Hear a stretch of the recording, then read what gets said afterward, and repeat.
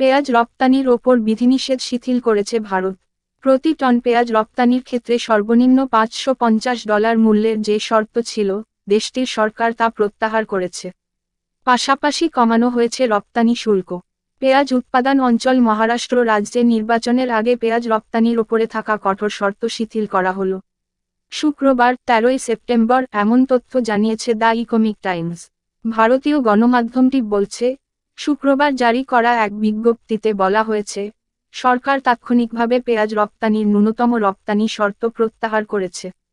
চলতি বছরের মে মাসে দেশটির মোদি নেতৃত্বাধীন সরকার পেঁয়াজ রপ্তানির ওপর নিষেধাজ্ঞা তুলে নিয়েছিল, তবে ন্যূনতম রপ্তানি মূল্য বেঁধে দিয়েছিল। প্রতিবেদনে বলা হয়েছে, রপ্তানিকারকরা আগস্টে ইটিকে জানিয়েছেন, জুন মাসে ভারতের পেঁয়াজ রপ্তানি 50%-এরও বেশি কমে গেছে বলে অনুমান করা হয়েছে। কারণ প্রতি টন ন্যূনতম $550 রপ্তানি মূল্য এবং 40% রপ্তানি শুল্ক মিলিত হয়ে ভারতীয় পেঁয়াজ প্রতিযোগিতার বাজারে বেশি ব্যয়বহুল হয়ে উঠেছে। হিলি স্থলবন্দরের পেঁয়াজ আমদানিকারক শহীদুল ইসলাম বলেন, বাংলাদেশের বাজারের তুলনায় ভারতে বাড়তি দামের কারণে পেঁয়াজ আমদানি করে লোকসান গুনতে হয়েছে। এই কারণে ভারত থেকে অনিয়মিতভাবে পেঁয়াজ আমদানি করা হচ্ছিল। পরবর্তী সময়ে দেশের বাজারের দাম কিছুটা বাড়লে 40% শুল্ক পরিশোধ করে আমদানির কারণে দেশের বাজারে পেঁয়াজের দাম ঊর্ধ্বমুখী ছিল।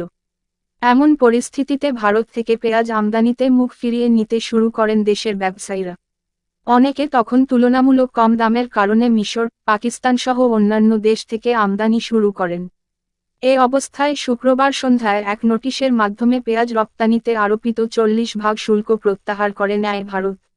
বিষয়টি বাংলাদেশের আমদানিকারকদের নিশ্চিত করেছেন দেশটির ব্যবসায়ীরা, যা আগামী রোববার থেকেই কার্যকর হবে বলেও জানিয়েছেন তারা। ইকোনমিক টাইমসের প্রতিবেদনে আরও বলা হয়েছে, চলতি 2024-25 অর্থবছরের 31 জুলাই পর্যন্ত ভারত থেকে 2,60,000 টন পেঁয়াজ রপ্তানি করা হয়েছে। এর আগের অর্থবছরে রপ্তানির পরিমাণ ছিল 17,17,000 টন।